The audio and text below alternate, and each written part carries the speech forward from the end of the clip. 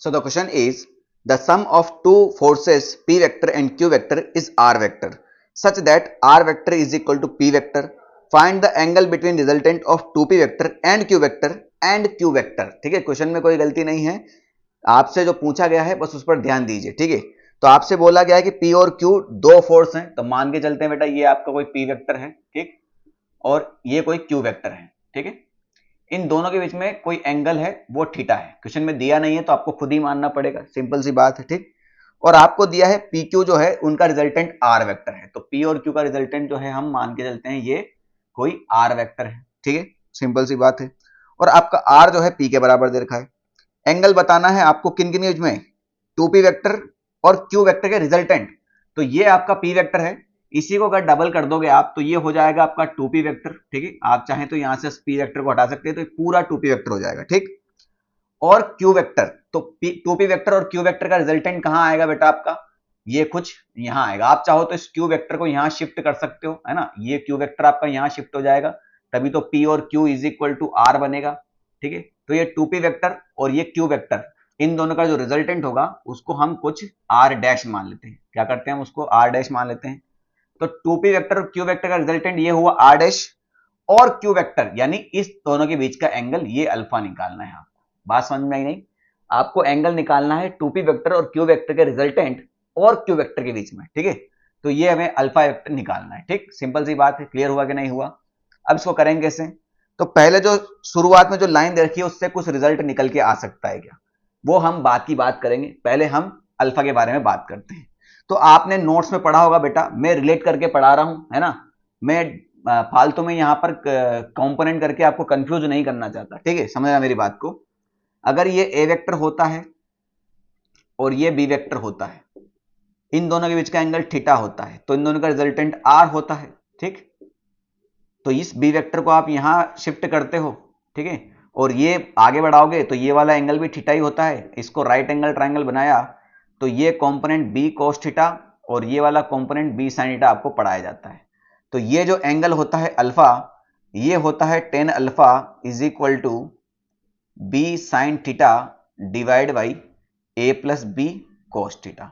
अब यहीं से रिलेट करेंगे बेटा, हमें अल्फा निकालना. अगर हमें ये वाला एंगल पूछा होता तो फिर सीधा सीधा यही वाला लगा देते, काम खत्म करते, मगर हमसे ये वाला पूछा है. ठीक, अब समझना बात को कि यहां पर कौन सा वेक्टर आता है बेटा, ए वेक्टर और आर वेक्टर के बीच में एंगल है, तो जो बचा है वो यहां आता है. समझे मेरी बात को, ये जो अल्फा एंगल है ये आर और ए के बीच में होता है, तो जो बचा हुआ वेक्टर है जिनके बीच में ये एंगल नहीं है वो यहां आता है, और a plus B cos theta, यानी यहां तो दोनों सेम ही आएगा और जो बाकी बचेगा वो यहां आएगा. समझ रहे हो, रिलेट कर रहे हो. तो इसका आंसर लिखते हैं फटाफट, यानी आपका जो tan अल्फा होगा इस डायग्राम से लिख रहा हूं मैं. तो अल्फा जो है q और r डैश के बीच में है, तो बचा कौन, 2p, यानी यहां आ जाएगा आपका 2p sin थीटा. ठीक है, सिंपल सी बात है. अब a कौन होता है भैया, जिसके साथ एंगल बन रहा है, तो यहां एंगल किसके साथ बन रहा है, q के साथ, तो ये हो जाएगा q plus 2p cos theta.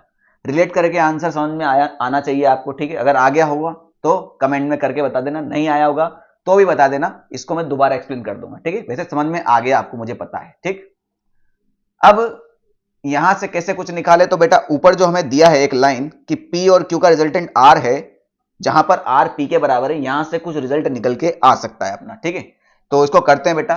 तो P और Q का रिजल्टेंट R है, तो आपका मतलब है कि R स्क्वायर जो होगा वो P square plus Q square plus 2pq cos theta होना चाहिए. ठीक है, इतनी सी बात तो सबको पता है. R जो है आपका P के ही बराबर है, तो बेटा मैं इस R को P लिख देता हूं, तो ये P स्क्वायर से P स्क्वायर खत्म हो जाएगा, तो ये इधर आ गया, तो minus Q square is equal to 2pq cos theta हो जाएगा. ये Q से Q खत्म हुआ, so cos theta will be equal to minus Q divide by 2p. ठीक है, अब यहां मुझे sin थीटा cos थीटा दोनों चाहिए. अच्छा, यहां पर cos थीटा वैल्यू रखने पर ही काम बन जाएगा आपका, sin थीटा की वैल्यू आपको निकालने की आवश्यकता नहीं है, है ना. देख लो, ये हो जाएगा tan alpha 2p sin theta. ठीक है, ये देखते ही मालूम पड़ गया. क्यों मालूम पड़ा, देखो ये 2p है और cos थीटा की वैल्यू जो है minus Q divide by 2p है, तो ये 2p से 2p खत्म हुआ और q माइनस क्यू कितना हो जाएगा आपका 0, तो 2p sin theta divide by 0, किसी भी नंबर को अगर मैं 0 से डिवाइड करता हूं तो वो हो जाता है बेटा इन्फिनिटी, और टेन अल्फा की वैल्यू इन्फिनिटी कब आती है, जब अल्फा की वैल्यू कितनी हो जाएगी आपकी 90 डिग्री हो जाएगी। ठीक है, आप चाहो तो कोस थीटा का ट्राइंगल बना लो, right angle triangle cos theta का बना लो। ठीक, उस ट्राइंगल से आप साइन थीटा की वैल्यू निकाल सकते हो, यहां रखोगे कोई मतलब नहीं बनेगा, आपका आंसर फिर भी यही आने वाला है।